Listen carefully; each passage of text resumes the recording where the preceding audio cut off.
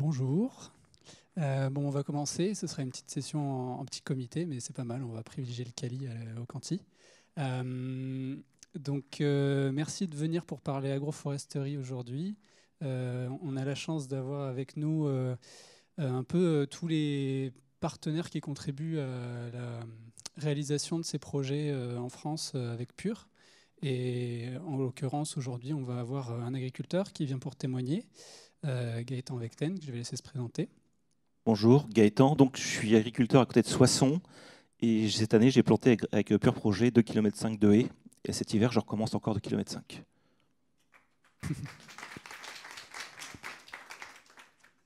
Et donc, on est aussi accompagné de représentants de la coopérative agricole Océalia, que je vais aussi laisser se présenter, puis présenter après la coopérative plus en détail.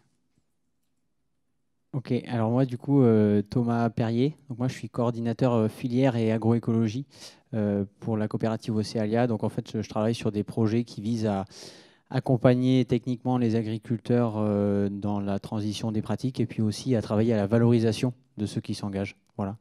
Donc la plantation de haies est une des initiatives dont on va parler aujourd'hui. Donc bonjour à tous, moi c'est François Piolet et donc je suis chargé de mission agro-environnement donc au sein de la coopérative Océalia.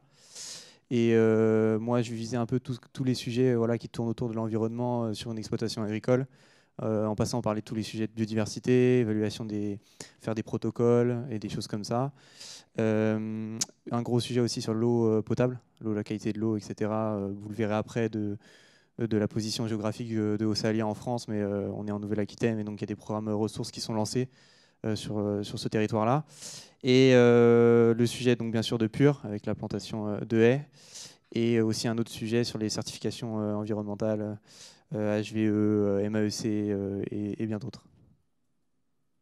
Merci. Et du coup, de mon côté, Émile Simondon, je travaille chez Pure depuis 6 ans, et donc je suis directeur des opérations sur le territoire français. Donc voilà, donc je coordonne l'équipe qui met en place les projets sur le terrain en France avec nos partenaires terrain. Donc le projet ici en SEM, c'est un projet qu'on a lancé en 2018, mais qui est la continuité d'activités qu'on a lancées depuis 2011 en France, donc des activités de plantation d'arbres dans le milieu agricole. Et l'idée de ce collectif, alors qui a été créé comme un collectif parce qu'on a tout un tas de partenaires qui nous aident à mettre en place ces projets, a pour objectif d'abord de soutenir les agriculteurs dans la mise en place de ces projets pour régénérer les écosystèmes et renforcer les filières et la résilience des territoires en France. Donc, comme je disais, ici on sème depuis 2011 en France, donc on a une dizaine d'années d'historique derrière nous. C'est un programme qui se focalise aujourd'hui dans 3 grandes zones prioritaires d'activité sur le territoire français que vous avez sur la slide, donc qu'on appelle grossièrement nord, ouest et sud, mais qui regroupe tout un tas de régions administratives différentes. Et qui sont toutes très différentes aussi en termes d'enjeux. La Méditerranée, on va être sur des enjeux au niveau de la ressource en eau, au niveau des incendies, les gros aléas climatiques, etc., les excès climatiques. Dans le nord, on va avoir des sujets par rapport à la fertilité des sols, etc. etc.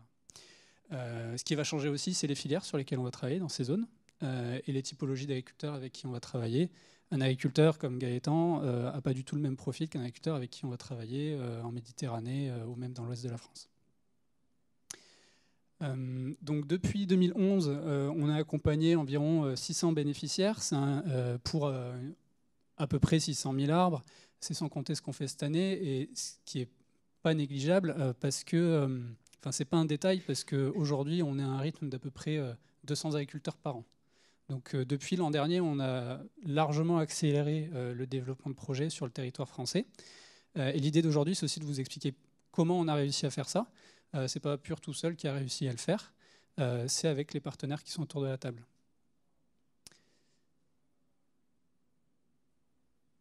Je vais faire un petit rappel de ce que c'est que l'agroforesterie pour ceux qui seraient dans la salle et qui n'auraient pas l'habitude d'entendre parler de ce mot. L'agroforesterie, c'est l'arbre en milieu agricole. Donc c'est le retour de l'arbre en milieu agricole sous toutes ses formes. Donc là, vous avez un exemple de ce que peut être l'agroforesterie. Souvent, quand on dit agroforesterie, on pense tout de suite à ça. C'est un raccourci. Ça, en fait, c'est l'agroforesterie intraparcellaire, c'est dans les parcelles. L'agroforesterie, ça peut aussi être un arbre autour des parcelles. Donc en France, on connaît le bocage. Le bocage, c'est de l'agroforesterie. Les prés-vergers normands avec les pommiers, avec des vaches en dessous, c'est de l'agroforesterie, etc. Donc il y a plein de modèles. En tout cas, il y a un point commun, c'est à chaque fois, on a un arbre, ou plusieurs, qui sont en association avec une culture ou alors de l'élevage. Et donc l'intérêt de cette pratique, c'est que c'est une pratique qui va à la fois avoir un intérêt pour l'agriculteur, potentiellement un impact économique. Quand on parle des prés-vergers, le verger, on va produire du cidre, etc. Donc ça fait partie des revenus. Mais également, ça peut avoir des impacts sur tous les compartiments de l'environnement, donc la qualité de l'air, la qualité de l'eau, la biodiversité, la séquestration du carbone, etc. Donc, en tant que développeur de projet, on a des convictions sur ce qu'il faut être en capacité de mettre en place pour que les projets fonctionnent. Et donc, on vous les a listés là. Déjà, il faut que nos projets ils soient multi-impact. On ne fait pas des projets où le seul objectif, c'est de séquestrer du carbone, ou alors le seul objectif, c'est de filtrer l'eau, ou alors etc. Parce que c'est la meilleure manière de se tromper. Il faut que ce soit pertinent pour toutes les parties prenantes. Si c'est pertinent pour l'association environnementale locale, mais pas pour l'agriculteur, l'agriculteur il ne va pas planter. Si c'est pertinent que pour l'agriculteur, mais pas pour les riverains, peut-être que les riverains ils vont râler. Enfin voilà. Donc il faut que tout le monde s'y retrouve. Il faut qu'il soit adapté au contexte local. On ne va pas faire un kit d'arbres qu'on va envoyer aux agriculteurs. Ils vont planter. Chaque agriculteur a des parcelles différentes, a des sols différents, a des cultures différentes, a des objectifs différents. Et donc à chaque agriculteur, un projet. Et donc ça, c'est notre travail. Gaëtan pourra vous en parler un petit peu. Et puis enfin, on essaie d'avoir une réflexion à l'échelle territoriale, c'est-à-dire qu'on ne va pas juste se demander, OK, la parcelle elle fonctionne de cette manière-là, donc je vais planter ça. On va regarder ce qu'il y a autour de la parcelle. Est-ce qu'on est dans une pente, avec une rivière en dessous, voilà, ce genre de questions.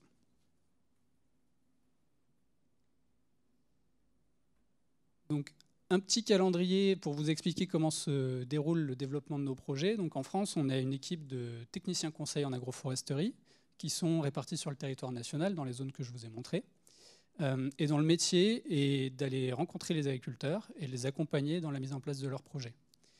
Donc on commence toujours cet accompagnement par une phase de conception qui consiste à une rencontre sur la ferme et à la réalisation d'un diagnostic agroforestier qui va permettre d'identifier les objectifs de l'agriculteur, les contraintes liées au site, donc le sol, les bâtiments, les infrastructures, les conduites de gaz, etc.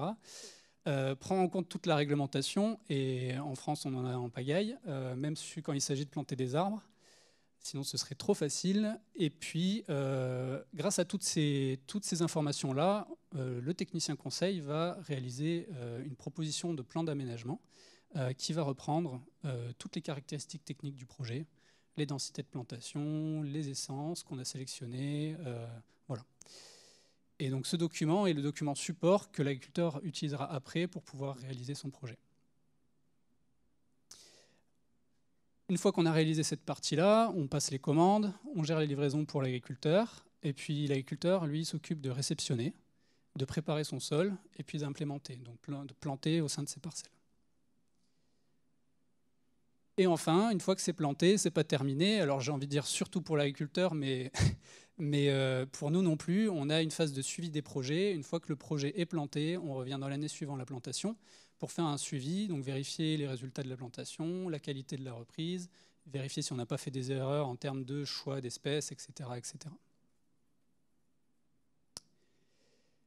Donc voilà, je vous ai présenté comment on travaillait sur l'agroforesterie. Je vais passer la parole maintenant à Océalia qui va vous présenter l'entreprise, mais aussi le partenariat. Parce que, comme je le disais en introduction, Pure, on a une force de conseil, on a une force d'accompagnement, mais Océalia, ils ont un réseau, ils ont des adhérents. au CEALIA, je te laisserai préciser le nombre d'adhérents que vous avez, etc. Ça n'a rien à voir avec notre réseau à nous. Et c'est clairement les partenariats avec des acteurs comme eux qui nous permettent d'avoir cette force de frappe, d'identification, de remontée d'agriculteurs, et même après d'aide à la contextualisation, compréhension du territoire et des enjeux du territoire. Voilà. Merci beaucoup, Émile. Merci aussi à Pure de nous inviter à partager notre expérience avec vous cet après-midi. Effectivement, on vous a remis juste une diapo pour présenter, resituer un petit peu ce qu'est la coopérative, où est-ce qu'elle est située, etc.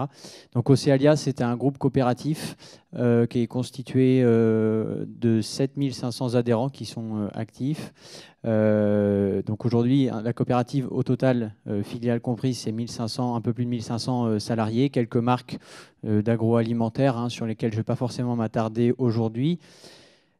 Et puis, en termes d'implantation du territoire, parce que c'est important, on est sur, grosso modo, le périmètre Poitou-Charentes-Limousin. Voilà. Donc, ce qui est intéressant sur notre territoire, c'est qu'en fait, on a un petit peu tous les systèmes de production. On a des adhérents de la coopérative qui sont purement céréaliers. On a des adhérents qui sont éleveurs, qui sont mixtes céréaliers-éleveurs. On est aussi présent sur tout le bassin viticole du Cognac. Voilà, le siège de la coopérative est à Cognac. On connaît souvent mieux la boisson que la ville, mais voilà. En termes de territoire.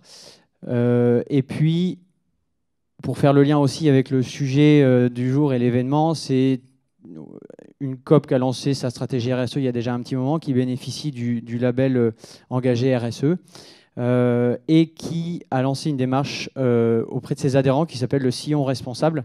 Je vais vous en dire quelques mots juste après, parce qu'effectivement, le constat de la coopérative, c'est de dire qu'il faut, notre rôle de coopérative sur notre territoire, c'est d'accompagner les agriculteurs à la transition des pratiques pour toutes les raisons qu'on connaît.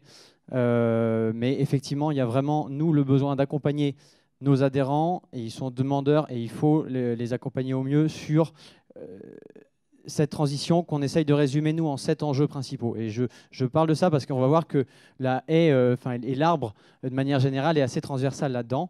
Mais c'est vrai que nous, dans notre démarche sillon responsable, on a plusieurs enjeux. Le premier, et c'est évidemment le plus important, c'est de garantir la performance économique des agriculteurs. On a dans certaines filières des systèmes qui sont des fois mis à mal en termes de rémunération, etc. Donc il y a un enjeu qui est très important là-dessus, et ça fait partie des enjeux de la durabilité. Ensuite, sur la partie des enjeux environnementaux, ils sont assez diversifiés, mais on retrouve évidemment la lutte contre le réchauffement climatique, avec 2 spécificités en agriculture. C'est qu'on doit à la fois réduire nos émissions de GES, de gaz à effet de serre, mais aussi faire en sorte d'augmenter les puits de carbone via la séquestration. Voilà. Et l'un ne va pas sans l'autre. On a des enjeux forts sur la thématique aussi de la biodiversité. Voilà.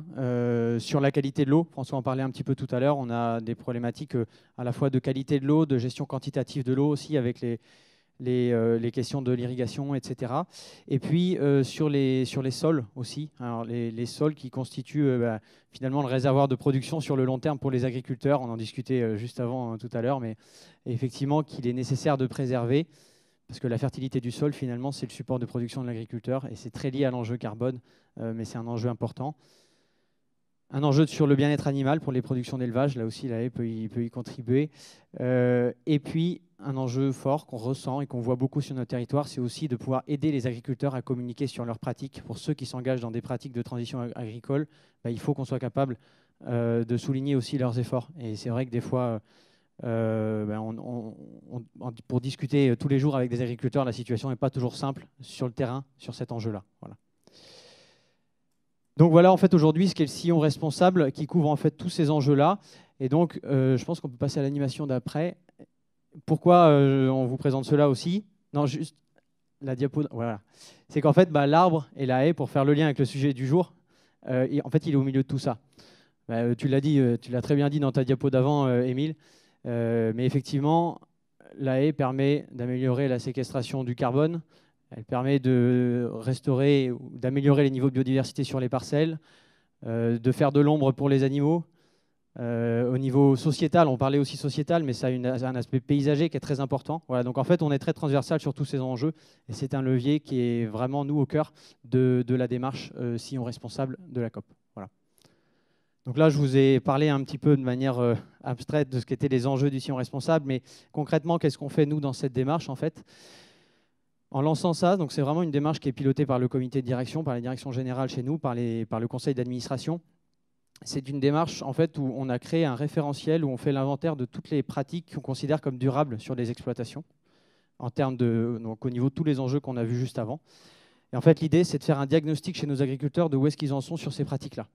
Voilà. Donc le premier objectif, c'est de dire déjà on fait un diag. Donc on a identifié une liste de questions, il y en a un certain nombre, avec plusieurs objectifs derrière ce diag. D'une, de se dire comment je peux progresser sur mon exploitation, quel levier je peux mettre en place pour en améliorer sa durabilité. Donc là, en fait, on a un outil qui nous permet de faire un diagnostic, une simulation et des plans d'action avec des niveaux à la clé pour pouvoir identifier des axes de progrès et voir comment on peut en améliorer sa durabilité. Et puis le troisième axe, c'est de pouvoir valoriser les agriculteurs qui sont engagés dans ces pratiques-là, je le disais juste avant, via deux moyens. Il y a la valorisation aussi pour les aider à communiquer sur leurs pratiques, et puis aussi d'aller chercher des plus-values, non seulement pour valoriser ceux qui sont déjà dans ces systèmes-là, mais aussi pour encourager ceux qui ne le sont pas à petit y aller. Voilà. Et donc, c'est vraiment cette démarche-là qu'on essaye de faire en 3 temps. Donc, l'objectif qu'on a à terme, c'est d'avoir entre 60 et 70% de nos adhérents à 3 ans qui sont dans notre démarche sillon responsable. Voilà. Donc, c'est un objectif assez ambitieux. Et pour faire le lien avec cette partie agroforesterie et plantation des haies, quand on parle d'identifier les axes de progrès, il y en a plein. Il y a la réduction des phytos, il y a la réduction de l'introduction de légumineuses dans les assolements, il y a la mise en place de couverts d'interculture, la réduction de travail du sol, et puis il y a aussi la plantation de haies et les schémas d'agroforesterie qui sont une part significative de cette démarche-là. Voilà. François, je te laisse parler plus spécifiquement de la haie. Et oui, je pense que vous pouvez vous poser tous la question de savoir un peu les projets qui ont été faits sur ces dernières années. Donc là, j'ai essayé de vous résumer en chiffres un peu ce qui a été fait au sein de la coopérative et avec notre collaboration avec Pure. On peut résumer ça depuis 3 saisons, depuis l'année 2021, où c'était le commencement en fait, de cette collaboration. On ne savait pas trop exactement comment on pouvait cibler nos agriculteurs, savoir où aller. Vous avez vu que le territoire de la COP était quand même très large, très vaste. Donc savoir cibler quel type d'exploitation, etc. Mais on avait quand même 7 projets en 2021. Ce qui est important après de regarder, en fait, c'est l'évolution dans le temps. Et on voit que chaque année, c'est une évolution qui est croissante. Et on peut dire presque que les projets doublent. Sur la saison 2022, on avait 13 bénéficiaires avec un peu plus de 22 000 arbres de plantés sur 300 hectares. Je ne sais pas si on arrive comme ça à se représenter en termes de surface, mais ça fait c'est déjà énorme. Surtout si on est dans des plaines céréalières, des choses comme ça, c'est déjà pas mal. Et ensuite, en 2023, donc là, on a monté en termes de bénéficiaires. On est passé à 24 bénéficiaires pour 32 000 arbres de plantés. Donc là, on a rentré un peu plus dans le sujet. On a commencé à communiquer plus sérieusement aussi avec notre conseiller des exploitations. Et donc au final, sur ces 3 années, on a 45 projets qui sont nés. Donc c'est déjà un chiffre très important. Et par rapport, pour l'année prochaine, on a déjà énormément de projets qui vont sûrement être lancés. Et on a de la demande. Donc ça, c'est très positif. Pour la suite, on voulait vous présenter un peu une expérience, un retour terrain. Donc on a la chance d'avoir un agriculteur aujourd'hui, mais là c'est un autre agriculteur et qui est aussi conseiller d'exploitation dans la coopérative Océalia, qui s'appelle Jacques Artaud et qui, je lui ai posé, c'était simple, 2 questions. La première, c'est pourquoi t'es-tu intéressé à Pure? C'est sûrement le premier axe, c'est pourquoi les personnes et les agriculteurs vont se lancer dans des projets d'agroforesterie. Et lui, donc, ce qui lui a persuadé, c'est qu'il a assisté à des formations qui ont été proposées par la COP ou même d'autres formations qu'on peut trouver en ligne, etc. et qui lui ont montré un peu les bénéfices écosystémiques des haies. La deuxième solution qu'il m'a apportée, c'est que, alors là, c'est plus un retour conseillé, c'est qu'il a vu que sur le terrain, il y a de plus en plus d'agriculteurs qui étaient à l'écoute quand même. Et ça, c'est important, qui sont à l'écoute sur ce sujet de la plantation de haies et de l'agroforesterie. Lui, il en accompagne aujourd'hui 7 dans ce projet. Et après, la deuxième question que je lui ai posée, et c'est un peu c'est important, je trouve, parce que c'est la finalité. Qu'est-ce qu'il en a tiré? Qu'est-ce qu'il a vu de ce projet? Et lui, le premier résultat qu'il a vu, c'est le paysage. Il m'a dit, c'est génial, j'ai retrouvé des haies qui ont permis de découper mon paysage. J'ai plus des énormes parcelles de 30, 40 hectares. Maintenant, moi, je retrouve des plus petites parcelles. Et vraiment, ça lui a permis vraiment d'être, alors en tant qu'agriculteur, être content visuellement, etc. En tant que même public externe, on est content. Et après, en tant que conseiller, ce qu'on ne se rend pas compte, c'est que des fois, gérer des plus petites parcelles, c'est mieux. Parce que des très très grandes parcelles, on peut avoir un sol qui peut être complètement différent alors qu'on est sur la même parcelle. Et donc le fait de redécouper comme ça des parcelles, on peut mieux gérer des fois sa fertilité du sol, on peut mieux gérer, on peut avoir des apports en fait qui sont plus sélectifs, voilà, sur la parcelle. Ensuite, bien sûr, on a le rôle de l'écosystème. Lui, ce qu'il cherche aussi, c'est de trouver un équilibre entre les auxiliaires et les ravageurs. Aujourd'hui, on a une énorme problématique sur l'utilisation des phytos en agriculture. Pourquoi? Parce qu'on arrive des fois du mal à gérer ces ravageurs. Et on se rend compte qu'en fait, peut-être l'axe premier à regarder, c'est les auxiliaires. Et c'est ceux qui vont s'attaquer en premier à ces ravageurs. Et généralement, ces auxiliaires, ils sont où? Ils s'abritent dans les haies, dans les systèmes d'agroforesterie. Donc c'est un deuxième avantage. Et le troisième qui m'a cité, pour lui, il s'est dit c'est vraiment pas mal, c'est le brise-vent.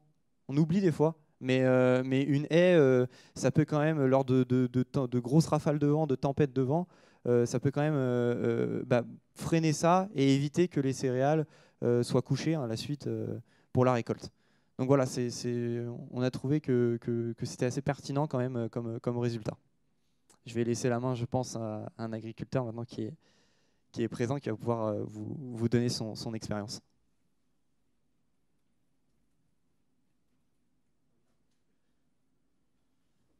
Donc pour ma part, je vais faire un petit retour en arrière. Quand je me suis installé, voici ma ferme. Non, c'est pas ça.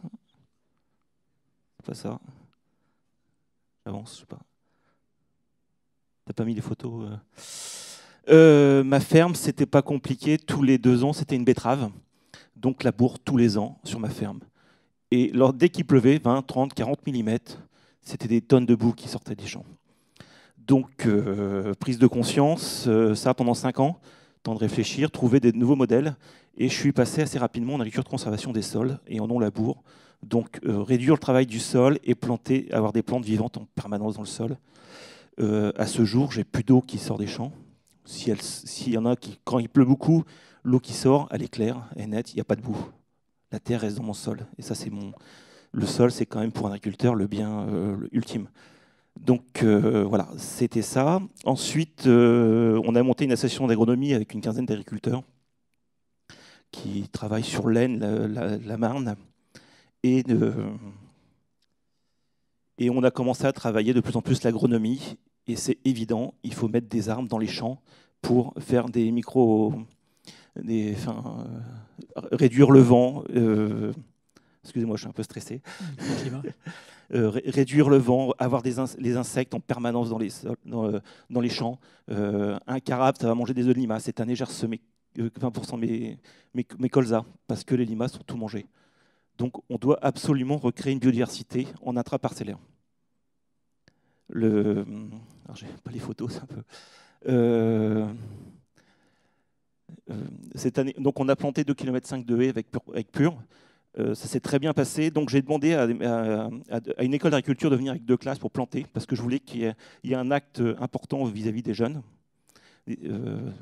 pour venir planter. Et puis ensuite, on n'avait pas fini les plantations, donc j'ai demandé à mes voisins, mes amis et les chasseurs, parce que je suis chasseur, de venir planter. Et on a vraiment un besoin social. Les gens ont besoin de se réapproprier, recroiser les agriculteurs et discuter avec eux. Et ça, c'est hyper important. Et là, cette année, je vais replanter des arbres encore. Et je vais remettre des arbres fruitiers. Et l'objectif, c'est que les gens du village viennent chercher des fruits quand ils en ont besoin. Et puis, s'il y en a trop, ils en prennent trop, ils me font une petite tarte aux pommes, c'est sympa. Ça peut être très sympa. Et voilà, recréer du lien social dans nos villages, parce que les gens ne comprennent plus ce qu'on fait. Les 2 seules fois où je me suis fait engueuler en tant qu'agriculteur avec un pulvé, j'étais en train de prendre du purin d'ortie. C'est génial, c'est du bonheur pour moi de répondre que tout va bien, c'est naturel. Je sais pas. Est-ce que tu peux nous dire d'où t'es venue l'idée de planter des arbres et comment tu nous as connus? Alors, mon fils a fait une école d'agriculture qui est l'ESA. Il vous a vu à l'ESA, donc il m'a donné le contact. Voilà. Et l'idée de planter des arbres, c'est lui? C'est lui. Alors, tous les projets que j'ai sur la ferme, moi je suis paysan meunier, tous les projets passent aussi par mon fils et ma femme et ma fille. Je lui montre le projet. Si ça ne lui plaît pas, je jette le projet. Il sera peut-être agriculteur à l'avenir, donc il faut qu'il voit l'évolution de la ferme au fur et à mesure. Et je pense que c'est hyper important de partager avec mes enfants. Et puis, j'ai une grande belle famille. J'ai appris la ferme de beaux-parents. Et j'ai 6 beaux-frères et belles-sœurs. J'ai 22 neveux et nièces. Et je partage beaucoup avec eux, qui font des métiers complètement différents. Et c'est très riche. Et donc, c'est hyper important de communiquer avec ma belle famille et ma famille. Et le chantier de plantation, comment ça s'est passé? C'était le premier que vous faisiez C'était le premier qu'on faisait. On a reçu les arbres le soir à 17h en hiver. Tous les arbres n'étaient pas étiquetés, donc on a cherché quand même pas mal. Et le lendemain, il y a 40 gamins qui arrivaient et on a planté les arbres sous la pluie. C'était sympa.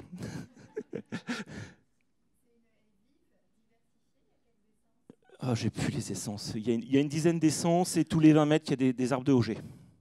Alors, je suis un peu peur pour les arbres de Auger parce que je suis en bordure d'une forêt domaniale, il y a 22 000 hectares de forêt domaniale, il y a beaucoup de cerfs et biches et de sangliers, ça c'est une catastrophe. Et là, les arbres, les petits buissons qui sont sous des manchons chanvre ne sont pas trop touchés et les manchons plastiques qui protègent les Augers, là, il n'y en a plus un qui tient debout. J'ai remis ça 10 fois, mais ça s'est bouffé tous les soirs. Donc, gros problème.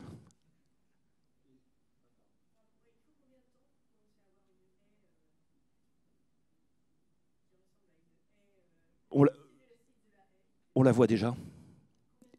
Là, je la vois déjà, il y a déjà des insectes, donc il y a déjà des carabes qui sont là, il y a des coccinelles, enfin, il y a déjà une biodiversité qui se met en place. 6 mois. Ouais. En gros, la haie a différents services, différents impacts. Typiquement, l'effet brise-vent, dont je ne sais plus qui parlait tout à l'heure, il va prendre des années à arriver, peut-être 15 ou 20 ans. Par contre, sur la biodiversité, ce n'est pas toujours l'arbre qui a le plus d'impact, c'est potentiellement l'herbe qui est au pied de la haie, mais qu'on ne va pas tondre parce qu'il y a une haie de toute façon. Et donc, dès la première année, il y a de l'herbe. Donc voilà, ça dépend vraiment de quoi on parle en termes d'impact, mais il y a des impacts tout de suite. Même un impact visuel aujourd'hui avec les protections qu'on met en place, parce que ça peut être frustrant, hein, l'impact visuel au début, on peut attendre longtemps pour l'avoir. Mais aujourd'hui, avec les protections qu'on met, ça marque tout de suite le paysage. Donc même ça peut commencer à faire parler. Voilà. Donc voilà, ça dépend des impacts qu'on cherche. Il y a aussi un impact, j'ai un voisin qui a une petite haie qui est lent comme les chaises là. Il y a 2 ans, on a eu de la gelée. Et l'orge de printemps qui était derrière la haie était à 3 feuilles. Le reste du champ était à 1 feuille. Donc il y a un impact physiologique très rapide sur les plantes. Ça va très vite.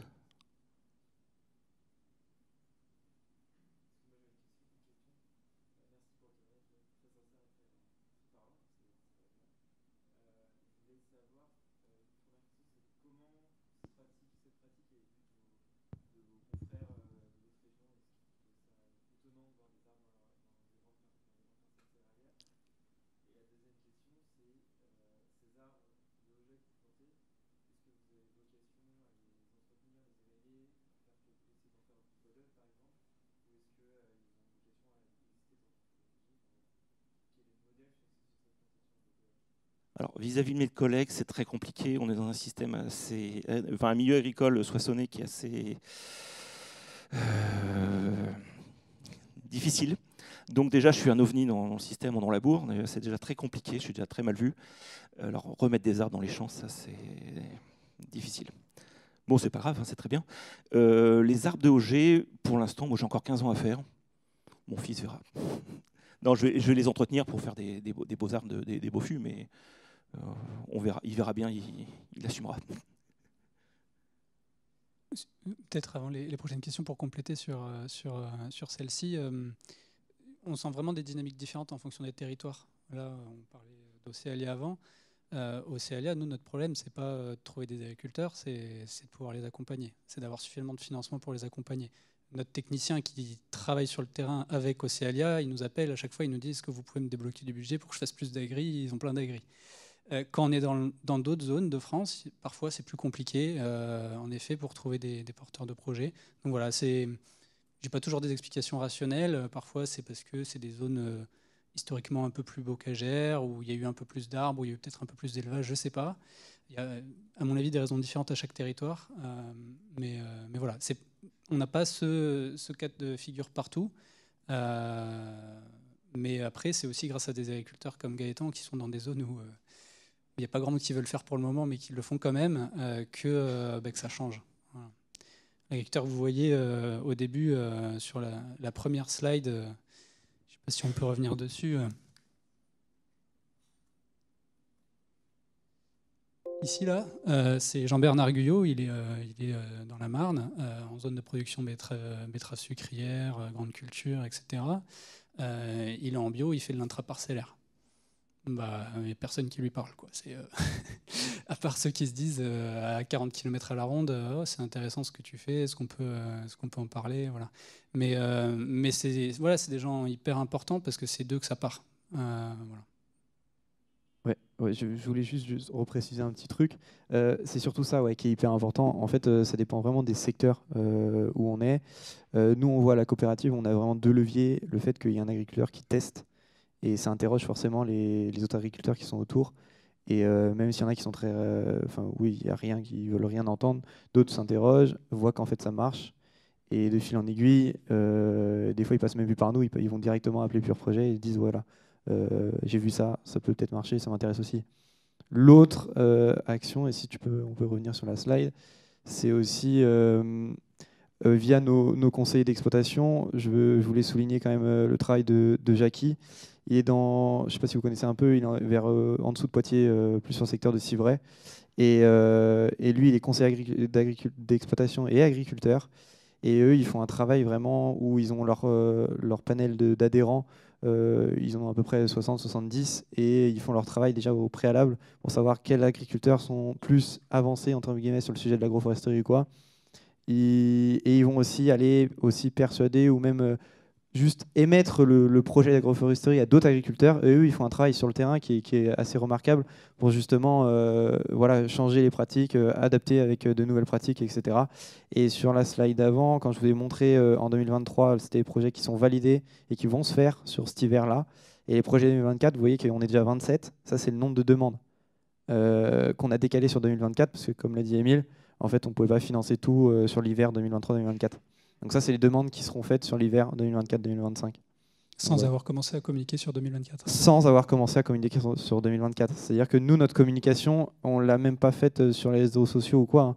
On les a passés juste à nos conseillers d'exploitation qui, eux, l'ont directement interrogé leurs agriculteurs. Donc, ça dépend c'est assez particulier quand même.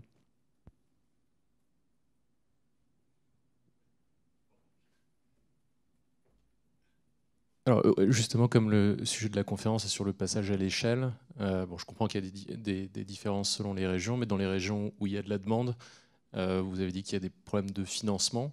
Habituellement, qui met la main à la poche et comment on pourrait faire pour agrandir ses poches? Alors, ça marche, oui. Nous, chez Pure, on fonctionne quasiment exclusivement avec des financements privés. Pour plusieurs raisons, et peut-être que Gaëtan, tu pourrais nous dire ton avis sur le financement privé et public. Déjà parce que c'est notre ADN, c'est-à-dire on a commencé par les projets filières, on a travaillé au sein des filières d'entreprises de l'agroalimentaire à leur demande, et donc on a développé nos modèles de développement de projet par rapport à ça. Mais aussi parce que il faut savoir que ces financements privés, ils ont des contraintes, mais ils apportent une flexibilité énorme. Par rapport à des financements publics qu'on a en France, on a aussi été lauréat de la mesure plan tondé du plan de relance, qui était une mesure louable, mais nous on s'est dit il faut qu'on y aille parce que sinon les agriculteurs ne voudront plus planter avec nos financements privés, ils vont prendre 100% en charge, dont la plantation. 80% en charge, dont la plantation. Gaëtan, il a dû planter tout seul avec ses collègues et ses copains.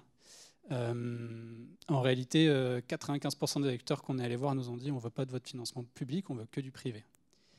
À cause de la paperasse, de la lourdeur administrative, des besoins d'avance en trésorerie.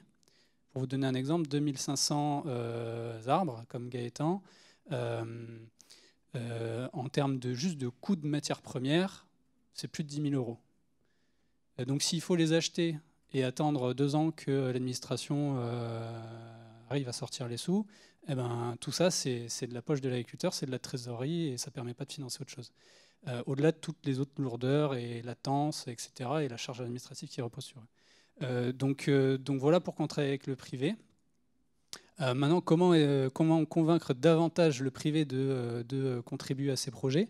Je dirais qu'il y a déjà un travail entre nous, entre Océalia, Pure, à essayer de comprendre comment, par rapport à leurs clients à eux, on peut trouver des raisons propres à leur contexte de les convaincre, des leviers pour les convaincre de rentrer dans le projet et de cofinancer le projet. Et puis après aussi, c'est notre métier à nous Pure, c'est de travailler encore plus, je dirais, fortement sur la mise en avant des impacts de nos projets et de ce qu'ils peuvent apporter à l'entreprise, qu'elle soit une entreprise du territoire non corrélée à la filière ou alors une entreprise de la filière. Et voilà, ça c'est notre métier, c'est un métier de longue haleine qui prend du temps, mais voilà. Tu veux intervenir sur les financements privés-publics? Pourquoi privé? Alors moi je suis passé par Pure parce que j'ai un de mes collègues qui a 4 ans a demandé pour planter une haie. Il est passé par la Chambre d'agriculture et DTT. On lui a dit, il a monté le projet administratif, après ils n'avaient plus le financement. Une fois qu'ils avaient le financement, le budget, le papier administratif n'était plus bon. Enfin, 4 ans, ça dure. Il n'a toujours pas planté. Moi, en 1 an, c'est planté. Voilà. Je ne fais plus autre chose. Oui.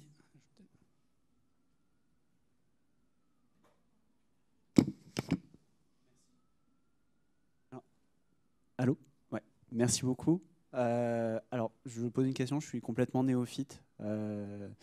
Je me demandais, du coup, pour quelqu'un qui a fait cet effort de changer ses pratiques, à quel point c'est visible derrière côté client? Est-ce que les grands acteurs qui savent voilà, ce qu'ils ont acheté, est-ce qu'ils sont prêts à payer plus cher aussi? Est-ce que c'est l'incentive pour passer à l'échelle, il n'est pas là? Enfin, j'imagine du coup à votre niveau, vu que c'est soutenu par Océalia. C'est une très bonne question. Non, effectivement, systématiquement, les leviers de transition ont un coût, clairement. Et c'est la question de la haie en fait partie. Enfin, tu l'as expliqué en ordre d'idée. Et du coup, effectivement, alors nous, on commence quand même à avoir de la demande parce que Océalia, ce que j'ai peut-être pas dit tout à l'heure, c'est qu'en fait, on commercialise les productions céréalières. On ne commercialise pas de cognac, ou très peu, et on ne commercialise pas de produits d'élevage. On n'intervient que sur la partie accompagnement des agriculteurs. Mais par contre, on est en contact avec les clients acheteurs de céréales. Voilà. Et donc, ces clients-là, on commence à avoir de la demande pour des blés bas carbone, par exemple, de montrer des empreintes carbone de moins, etc. Et donc, ils vont vers des rémunérations pour les agriculteurs qui sont engagés. On a un système aujourd'hui qui est déjà développé sur le colza, mais qui est un système bien spécifique puisque c'est un marché sur le biodiesel. Effectivement, aujourd'hui, sur le colza, on arrive à rémunérer certains agriculteurs qui sont dans des démarches bas carbone. Les leviers derrière, c'est quoi? C'est la gestion de la fertilisation azotée, trouver un optimum, c'est la réduction du travail du sol et la maximisation des apports de matière organique au sol. Et donc, pour ces agriculteurs qui sont dans des pratiques-là, aujourd'hui, on arrive à rétribuer un peu à la tonne. Et c'est vrai que c'est le premier projet qu'on a. Et ce qu'on constate quand même sur le terrain, c'est que ceux qui ne sont pas dans ces pratiques-là, ils commencent à questionner un peu le voisin. Pourquoi toi, tu as touché tant de la tonne de colza en plus? Parce que je réduis mon travail. Parce que, voilà. Et donc, ça commence à arriver. Mais évidemment, on est dans des échanges fréquents. On n'est pas toujours d'accord sur la valeur que ça a. C'est-à-dire entre le client, lui, veut acheter peut-être avec une petite prime, mais pas non plus. Voilà. Et nous, quand on démontre le coût agriculteur, on n'arrive pas toujours à mettre en face les attentes, quoi. Voilà.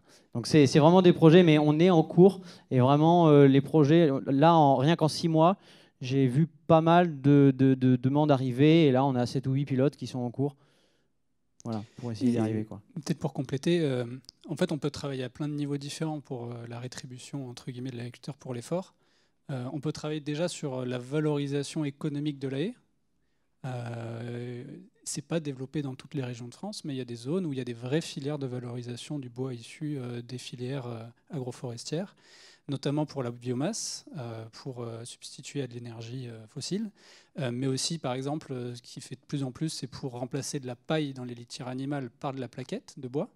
Voilà, donc il y a des vraies filières, c'est complexe, tout le monde ne peut pas y accéder, mais c'est un des leviers. Il y a un autre levier, c'est le premium filière. Souvent, l'arbre n'est pas le seul sujet, c'est avec plein d'autres leviers, plein d'autres pratiques, et on voit... Voilà, c'est pas juste la haie qui, entre guillemets, va faire que la personne va être rétribuée davantage. Mais par exemple, HVE, c'est pareil. La HVE, il y a des questions sur l'impact biodiversité, etc. Et il peut y avoir des petits premium filières dans certaines filières. Voilà. Et puis après, il y a, par exemple, la vente de crédit carbone. Il y a les paiements pour services environnementaux. En France, il y a eu des expérimentations en zone de protection de la qualité de l'eau. Enfin voilà. Donc, en fait, il y a plein de leviers différents pour valoriser qui répondent à différents enjeux. Il y a un compromis qu'on essaye aussi de trouver, c'est par rapport à ce que tu disais tout à l'heure, c'est aussi ne pas non plus rentrer dans des démarches qui administrativement sont beaucoup trop compliquées pour les agriculteurs.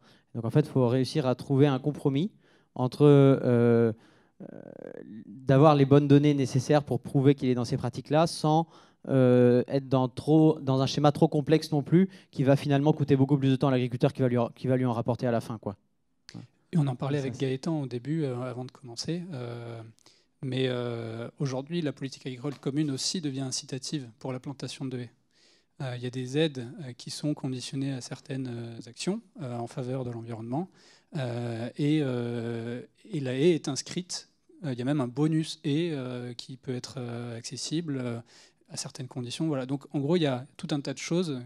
Alors, il y a des choses qui valorisent une action entre guillemets prise de manière volontaire. Et puis après, il y a des cadres réglementaires qui poussent des agriculteurs à passer à l'action pour avoir accès à certains financements. Voilà. Merci beaucoup. Bêtise.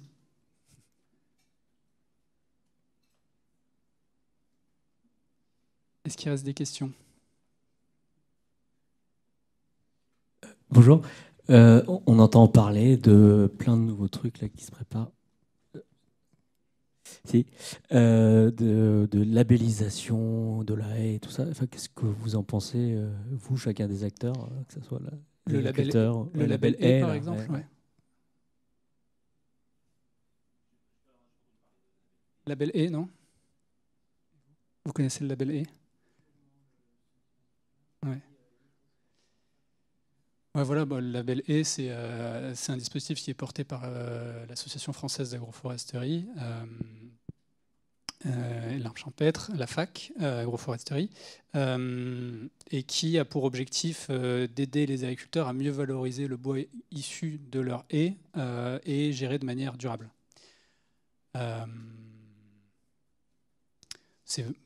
Pour nous, ce n'est pas un sujet qui est encore très développé, à la fois chez Pure, mais à la fois chez les agriculteurs avec lesquels on travaille ou avec les partenaires avec lesquels on travaille.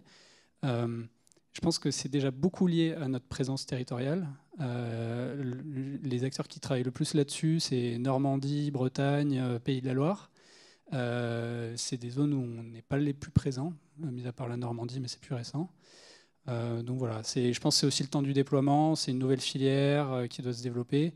Avec le secteur de l'agroforesterie pas simple en France, où il y a beaucoup de guerres de chapelle aussi, où on ne sait pas trop comment les structures arrivent à collaborer ensemble ou pas pour favoriser le déploiement de ce genre d'initiative. Donc voilà. Malheureusement, aujourd'hui, pas très développé. Je pense que c'est louable, intéressant, mais ça n'a pas encore pris, de notre côté en tout cas.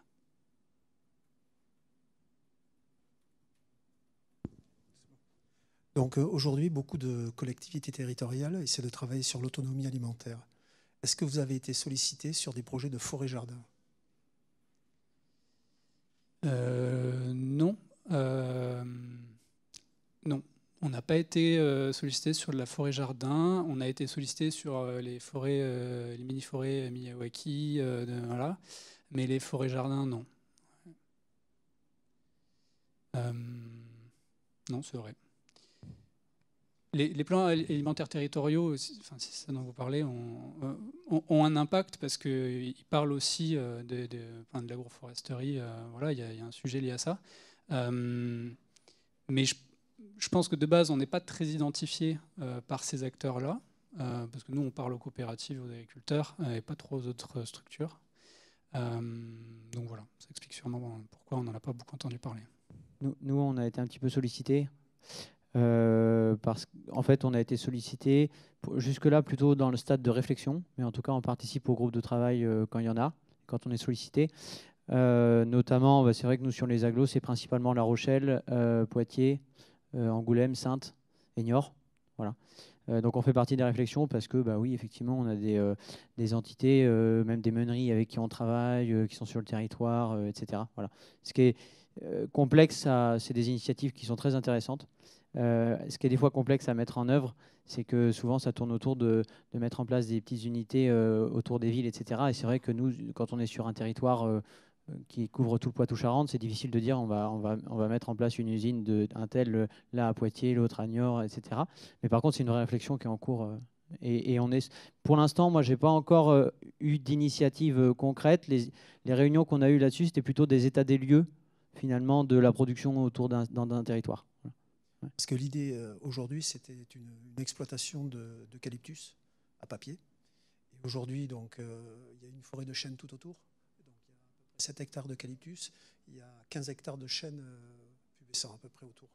L'idée, c'est qu'est-ce qu'on fait avec, une fois que ces eucalyptus seront coupés. On ne va pas réenchaîner de la culture d'eucalyptus.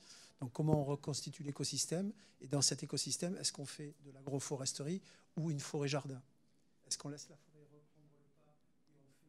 expérimentation de culture, que sais-je, maraîchère, je n'ai pas la culture pour ça encore, mais qu'est-ce qu'on fait? Quel est le projet? Comment on peut reconditionner, revaloriser cet espace forêt qui avait été dégradé avant pour le remettre dans son état déjà initial et puis après le revaloriser pour permettre éventuellement de répondre à la question de certaines agglomérations comme Clermont-Ferrand qui a un problème de surface entre sa forêt, ses prairies, ses zones maraîchères et son artificialisation. On va devoir arrêter, on me fait les gros yeux, à juste raison. On peut continuer la discussion si vous voulez après. Je pense que la grosse difficulté que vous aurez, c'est que vous partez d'un terrain forestier, donc vous devez rester sur de la forêt. Après, il existe des systèmes agroforestiers qui partent de la forêt, mais c'est un peu différent de ceux dont on a parlé aujourd'hui, mais on peut continuer la discussion. Je voudrais juste qu'on dise tous merci à Gaëtan et à François et Thomas d'être venus. C'est précieux d'avoir Gaëtan. Voilà. Voilà, j'espère que vous aurez compris la complémentarité entre nos 3 typologies d'acteurs et pourquoi chacun est essentiel. Pour l'agriculteur, c'est logique, mais voilà. Merci à vous en tout cas. Bonne journée.